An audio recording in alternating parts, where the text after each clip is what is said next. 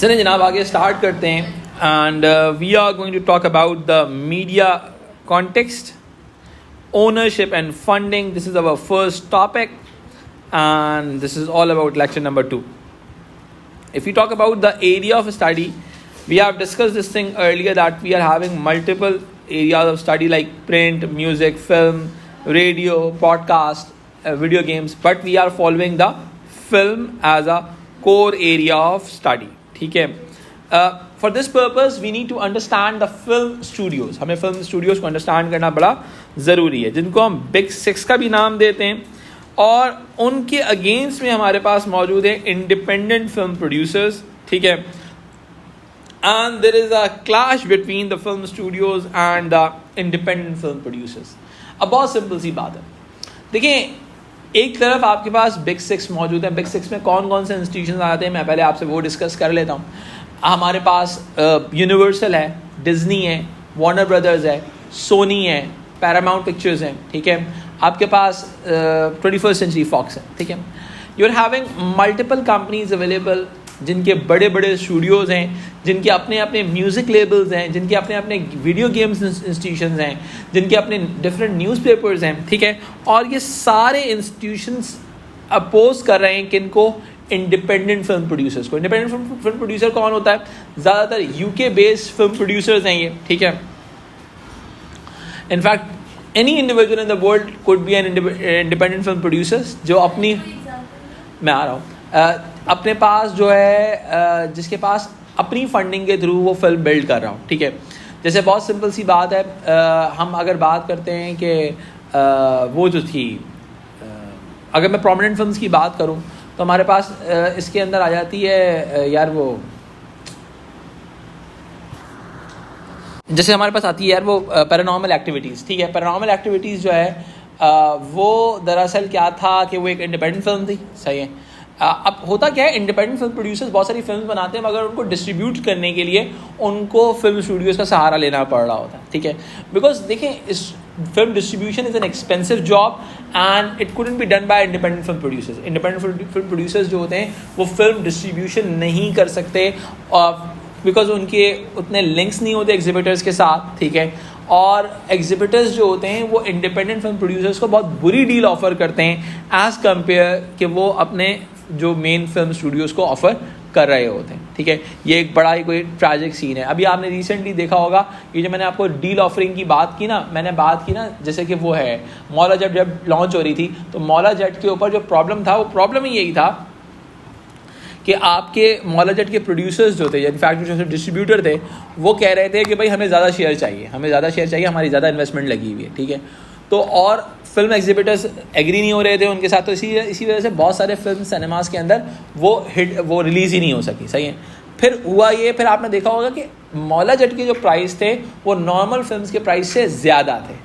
तो फिर उन्होंने कहा कि ठीक है भाई, हम यही कर लेते हैं कि फिल्म के टिकट प्राइस बढ़ा देते हैं, ताकि उनके डिस्ट्रीब्यूटर मान ही नहीं रहा था उनकी बात. और डिस्ट्रीब्यूटर ने एक्चुअली प्रूव कर दिया था, क्योंकि बहुत पावरफुल डिस्ट्रीब्यूटर है पाकिस्तान में, मांदीवाला एंटरटेनमेंट. तो उसने प्रूव कर दिया था कि भाई हम जो हैं, अब फिल्म हिट हो गई है. तो अब क्या होता था, अब इस केस के अंदर पहले सिनेमाज बोल रहे थे कि भाई हम अगर रिलीज़ नहीं करेंगे फिल्म तो सिनेमा का नुकसान, वो फिल्म का नुकसान होगा या डिस्ट्रीब्यूटर का नुकसान होगा. मगर इस केस के अंदर, जो मौला जेट का केस था, उसके अंदर सिनेमा का नुकसान होना शुरू हो गया. तो सिनेमा, भाई फिल्म हिट हो गई थी, अब सिनेमा के पास नहीं चल रही, लोग आके पूछ रहे हैं. सही है. तो ऑटोमेटिकली भाई वो तो अपॉर्चुनिटी लॉस हो रहा है ना. एग्जैक्टली वही रिफ्ट चल रही थी ना. भाई देखें, मैं आपको बताता हूँ. अब मैं, ये बड़ा अच्छा सवाल है. इधर देखें, इधर सुने. देखें, जो पाकिस्तान में जो फिल्म डिस्ट्रीब्यूटर था मांदीवाला एंटरटेनमेंट, एक्चुअली वो भी कॉन्ग्लोमेरेट है. कॉन्ग्लोमेरेट का मतलब ये होता है कि जो डिफरेंट बिजनेसेस रन कर रहा हो. सही है. जो बड़ा इंटीग्रेटेड बिजनेसेस हों. जैसा कि बहुत सिंपल सी बात है, मांदीवाला एंटरटेनमेंट एक्चुअली है कौन? मांदीवाला एंटरटेनमेंट एट्रियम सिनेमास के ओनर्स हैं. एट्रियम सिनेमास के ओनर्स हैं. अब हुआ क्या कि किसी भी सिनेमा में अवेलेबल नहीं थी, लेकिन एट्रियम में अवेलेबल थी. तो वो तो एक्चुअली प्रॉफिट में, जो मार्केट इधर उधर जाके देख रही थी, वो तो सिर्फ एटीएम में आके वो मार्केट डिवाइड होने के बजाय वो एक ही जगह पे, वो तो प्रॉफिट में थी. और फिल्म जो थी वो इंटरनेशनल मार्केट में बहुत अच्छा बिजनेस कर रही थी. सही है. तो इसी वजह से उन्होंने क्या किया, सिनेमास को दोबारा उनसे कांटेक्ट करके वो डील बना के फिल्म को रिलीज़ करना पड़ा, ठीक है। तो इस तरह की एक डिफरेंट राइवलरी चल रही होती है हमारे फिल्म स्टूडियोज़ की और फिल्म इंडिपेंडेंट फिल्म प्रोड्यूसर्स के दरमियान। तो अब इस सिलसिले को थोड़ा सा आगे बढ़ाते हैं। हमारे पास एक बेसिक कॉन्सेप्ट है जिसको हम कहते हैं हाई कॉन्सेप्ट फिल्म वर्सेस लो कॉन्सेप्ट फिल्म, ठीक है। इस कॉन्सेप्ट को समझते हैं।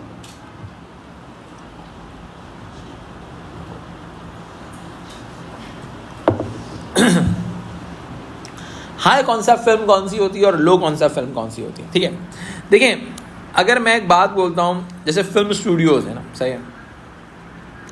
अब फिल्म स्टूडियोज़ क्या करते हैं, एनिमेटेड कैरेक्टर्स बिल्ड करते हैं। लाइक अगर मैं बात करूँ टॉय स्टोरी की बात कर लूँ आपके साथ, सही है।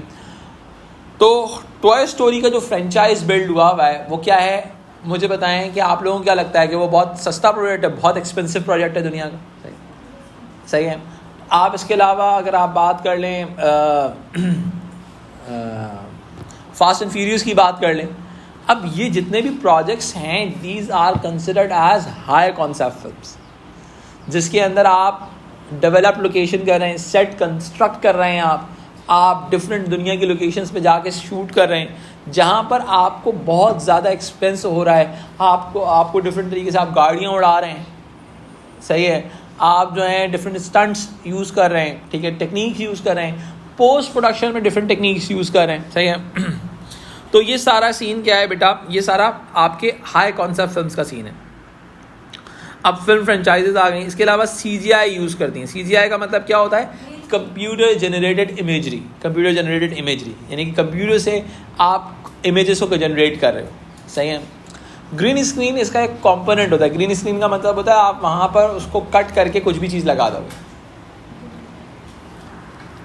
सही है। बता दे, बिल्कुल बता रहा, हाँ देखी मेरी, अच्छी थी यार, तो क्लास है और डिफरेंट है, बहुत डिफरेंट है। बहुत सारे लोगों ने कोई क्रिटिसाइज़ भी किया उसको, बट ये था कि वो डिफरेंट है, नॉन कन्वेंशनल है। ये A2 में हम एक टॉपिक पढ़ाएंगे, पोस्ट मॉडर्न मीडिया, उसके अंदर इसके साथ लिंक्ड होगी ये चीज़। एग्जैक्टली भाई, एक्चुअली जितने फिल्म स्टूडियोज हैं इनका सीन क्या है मैं आपको बताता हूँ। ये अपने सॉफ्टवेयर रिवील नहीं होने देते, ये अपने टूल्स रिवील नहीं होने देते। जब ये अपने टूल्स और सॉफ्टवेयर रिवील नहीं होने देते तो उससे होता क्या है, इससे होता ये है कि no one know the actual game of this scenario, कि भाई किस तरीके से ये चीज़ हुई है, ठीक है। अब क्या होता है, वरना तो कोई भी बंदा कॉपी कर लेगा, समझ रहे हैं आप मेरी बात। तो ये क्या करते हैं, ये अपनी टेक्नोलॉजीज़ को मार्केट में आने नहीं देते, ठीक है। जब वो किसी चीज़ को यूज़ कर लेते हैं, ठीक है, तो फिर कहानी ख़त्म। जब किसी चीज़ को उन्होंने यूज़ कर लिया तो फिर वो उसको आहिस्ता आहिस्ता मार्केट में रिवील करते हैं। तो इसी वजह से आपके जो फिल्म स्टूडियोज़ होते हैं उनके पास एक कंपेटिटिव एडवांटेज होता है। और होता क्या है, ये लोग कंटिन्यूस लेवल पे रिसर्च एंड डेवलपमेंट कर रहे होते हैं डिफरेंट चीज़ों की, ठीक है। ये डिफरेंट चीज़ों को पे रिसर्च एंड डेवलपमेंट कर रहे होते हैं ताकि नई से नई टेक्नोलॉजी आ सके, नई से नई सिनेरियोज बिल्ड किए जा सके, ठीक है। तो अगर हम इस चीज़ को आगे लेके चलते हैं, लो कॉन्सेप्ट फिल्म में क्या आता है, इंडिपेंडेंट फिल्म प्रोड्यूसर्स हैं जिनके लो बजट्स होते हैं, जो कि ड्रामा बेस्ड फिल्म्स हैं। पाकिस्तान के अंदर हम कहते हैं ना कि यार हम अपनी फिल्म और ड्रामे में डिफ्रेंसिएशन नहीं निकाल पाते। इसकी वजह यह है कि 90% हमारी फिल्म्स जो हैं वो ड्रामा स्टोरीज़ पे बनी हुई, जो रियल लाइफ स्टोरीज़ होती हैं, सही है, जो लाइव लोकेशंस पे शूट हो जाती हैं, ठीक है। आपके जितने इंडिपेंडेंट फिल्म प्रोड्यूसर्स होते हैं जिनका बजट्स नहीं होते, तो वो कोशिश करते हैं कि वो लाइव लोकेशंस पे शूट करें। उनका मेजर जॉनरा ड्रामा ही रहता है, उनका जो मेजर जॉनरा होता है वो ड्रामा ही रहता है, ठीक है। फिर अगर हम बात करते हैं सोशल रियलिस्ट फिल्म्स होती हैं, इसके अलावा ड्रामा जॉनरा इनका मेन जॉनरा कंसिडर किया जाता है।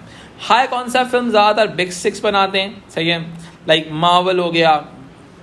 इसके अलावा जो आपकी लो कॉन्सेप्ट फिल्म्स होती हैं वो आर्ट फिल्म्स बनाई जाती हैं। क्या बनाई जाती हैं, आर्ट फिल्म्स। आर्ट फिल्म्स का मतलब क्या होता है, जो एक ही लोकेशन के ऊपर 4 डिफरेंट जगहों के ऊपर बैठ के शूट कर ली जाए और वो बहुत आसानी के साथ प्रोड्यूस हो जाती है, ठीक है जी। यहाँ तक आई होप आप लोगों को अंडरस्टैंडिंग बिल्ड हो गई होगी हाई कॉन्सेप्ट फिल्म और लो कॉन्सेप्ट फिल्म्स के हवाले से।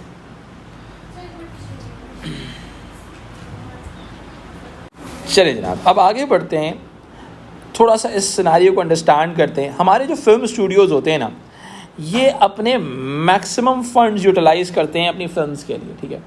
और ये फिल्म स्टूडियोज़ चूँकि कॉन्ग्लोमरेट्स होते हैं, that's why they use to gain the economies of scale concept. Economies of scale का मतलब क्या होता है? High the production level, lower the average cost. इस बात को मैं समझाता हूँ। भाई लेट्स सपोज मेरा एक बहुत बड़ा प्रोडक्शन हाउस है। मैंने प्लान किया कि मैं 5 फिल्म्स एक साथ बनाऊंगा, मैं एक साथ 5 फिल्म बनाऊंगा। अब भाई बहुत सिंपल सी बात है, मैं ईशाल के पास गया, मैंने कहा यार ईशाल आप एक्ट्रेस हैं, आप जो है ना साइन कर लें मेरे साथ एक फ़िल्म, ठीक है। अब ईशाल से अगर मैं बोलूँ ईशाल मुझे 3 फिल्म साइन करके दो, ईशाल के रेट्स डिफरेंट होंगे, सही है। और अगर मैं ईशाल से बोलूँ एक फ़िल्म साइन करनी है तो उसके रेट डिफरेंट होंगे, एम आई राइट? सही है। ईशाल को एक सस्टेनेबिलिटी नज़र आ रही होगी बिजनेस के अंदर, ठीक है। अब डेफिनेट सी बात है, यही एडवांटेज इकोनॉमीज ऑफ स्केल कहलाता है, ठीक है। अब बहुत सिंपल सी बात है, अगर मैं कोई एक ही फिल्म यूज़ कर रहा हूँ तो और एक लेंस के लिए एक सीन में सिर्फ एक पर्टिकुलर लेंस चाहिए तो मैं रेंट करूँगा उसको, सही है। तो डेफिनेट सी बात है, मुझे थोड़ा सा एक्सपेंसिव पड़ेगा पर डे के हिसाब से। लेकिन अगर मुझे वो एक लेंस अपनी 5 फिल्मों में यूज़ करना है तो मैं उसको परचेज़ कर लूँगा, जो मुझे पर यूनिट कॉस्ट के हिसाब से सस्ता पड़ेगा, ठीक है। अब दूसरी एग्जांपल क्या है भाई, बहुत सारी इंपॉर्टेंट बात है, जैसे यूनिवर्सल स्टूडियोज़ हैं, LA के अंदर यूनिवर्सल स्टूडियोज़, सिंगापुर के अंदर हैं, दुनिया में डिज्नी के स्टूडियोज़ हैं। इनकी अपनी प्रॉपर्टीज़ बहुत ज़्यादा है जहाँ पर वो आराम से शूट कर लेते हैं, ठीक है। जिसकी वजह से इनकी कॉस्ट बहुत कम आती है और मैक्सिमम प्रॉफिट्स बनाते हैं। जब वो मैक्सिमम प्रॉफिट बनाते हैं तो अपनी नेक्स्ट फिल्म में ज़्यादा इन्वेस्टमेंट कर सकते हैं। समझ में आई बात? अब बहुत सिंपल सी बात है भाई, मैं अगर फिल्म शूट कर रहा हूँ तो मुझे स्टूडियो रेंट करना पड़ेगा, जो मुझे कॉस्ट पड़ेगी, ज़्यादा होगी। लेकिन अगर मैं यूनिवर्सल की बात करूँ तो यूनिवर्सल को स्टूडियो रेंट नहीं करना पड़ेगा, उसकी अपनी इतनी प्रॉपर्टीज़ है, वो कहीं पर भी शूट कर सकता है। This is the core phenomena. फिर अगर हम आगे बढ़ते हैं तो इसके अंदर एक और चीज़ आती है कि मैक्सिमम प्रॉफिट्स मिलेंगे इनको। एक और इम्पॉर्टेंट चीज़ है कि भाई इनके पास इन हाउस प्रोडक्शन है, इनके पास इन हाउस डिस्ट्रीब्यूशन है। लेट्स सपोज यूनिवर्सल जो है प्रोडक्शन भी करता है, डिस्ट्रीब्यूशन भी करता है और मार्केटिंग भी इनकी इन हाउस होती है। इनके अपने 10 प्लेटफॉर्म्स हैं, तो जिसकी वजह से प्रोडक्शन स्टूडियोज़ प्रोडक्शन करते हैं। एनिमेशन स्टूडियोज़ भी होते हैं इनके अलग से। इसके अलावा रिकॉर्ड लेबल्स होते हैं और उसके आगे बात इनके पास डिस्ट्रीब्यूशन कंपनीज़ हैं। मार्केटिंग के लिए इनका टेलीविज़न, रेडियो आ जाता है, ठीक है। स्ट्रीमिंग प्लेटफॉर्म्स आ जाते हैं। इसके बाद फिर क्या होता है कि भाई ये एग्जीबिशन के लिए इनके पास अपने अपने सिनेमाज भी एग्जिस्ट करते हैं, ठीक है।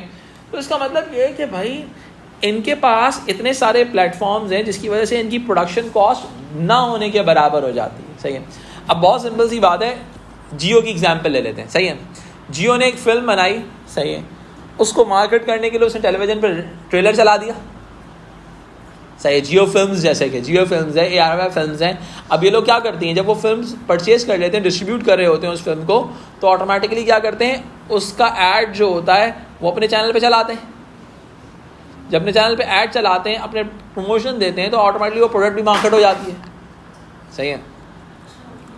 जैसे एग्जाम्पल है, पाकिस्तान में बिन रोई थी, वो हम का प्रोजेक्ट था, सही है। जवानी फिर नहीं आनी एक्चुअली ARY फिल्म का प्रोजेक्ट है, समझ रहे हैं मेरी बात? तो ऑटोमेटिकली क्या होता है कि इस तरह से प्रोजेक्ट्स को डेवलप किया जाता है। इसके अलावा अब जैसे स्काईफॉल की एग्जांपल मैंने आप लोगों को पहले भी दी, सोनी ने प्रोडक्शन की थी। सोनी के अपने प्रोडक्शन स्टूडियोज़ हैं, गेम डेवलपमेंट स्टूडियोज़ हैं, सोनी के अपने TV चैनल्स हैं, ठीक है। सोनी के अपने डिस्ट्रीब्यूशन प्लेटफॉर्म्स हैं। प्रोडक्शन स्टूडियोज़ ने प्रोडक्शन की, गेम एंड TV चैनल्स ने इसकी मार्केटिंग की, डिस्ट्रीब्यूशन कंपनीज़ ने जो है अपने तरीके से इसको डिस्ट्रीब्यूट करने में हेल्प आउट किया, ठीक है। तो इस तरीके से अब स्काईफॉल की जो प्रोडक्शन कॉस्ट होगी वो कम होगी, प्रॉफिट ज़्यादा होंगे, ऑटोमेटिकली उनके पास, सोनी के पास ज़्यादा बिजनेसेस आएगा, ठीक है जी।